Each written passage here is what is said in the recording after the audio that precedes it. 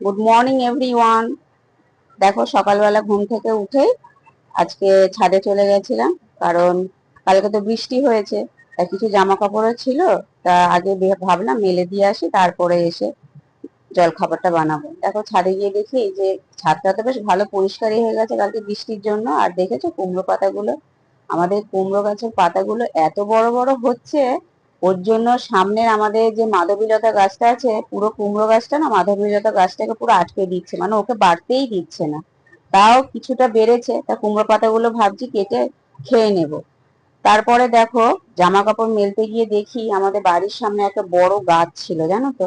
এই গাছটাকে সকালবেলা মনে কাটার জন্য ওই দমদম থেকে মনে লোক এসেছে। এই যে দেখো ক্রেন দিয়ে কাটছে, আসলে গাছটা অনেকটাই বড়। ওইটা ক্রেন দিয়ে না কাটলে ওদের পক্ষে মানে সম্ভব না।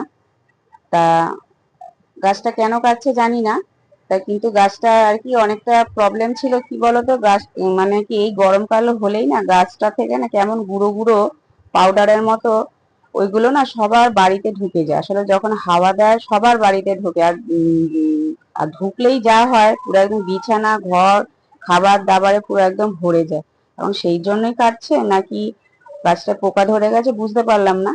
তা গাছটা অনেকটা বড়ই ছিল, আর বাড়ির সামনে তো মানে একটু খারাপও লাগছে। তো যাই হোক, হয়তো পাড়া থেকে ওরা বুঝেছে তাই কেটে দিচ্ছে।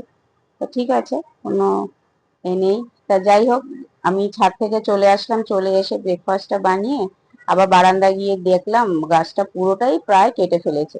তো কেটে ফেলার পরে ওরা আবার কি করছে, গাছটাকে পুরো আর কি মানে ডালগুলোকে ছোট ছোট করে কেটে ওরা আর কি নিয়ে চলে যাবে। দেখেছো এটা পুরো গাছের একটা মোটা গুড়িটাকে, কতটা বড় কতটা মোটা। তাই ওদিকে হয়ে গেল। তা আমি আবার ঘরে এসে ছেলে মেয়ে ওদেরকেও জল খাবারটা দিয়ে দিলাম, আর করেছিলাম সকালে রুটি আর ফুলকপি আলুর তরকারি, তাই আমি খেয়ে নিলাম।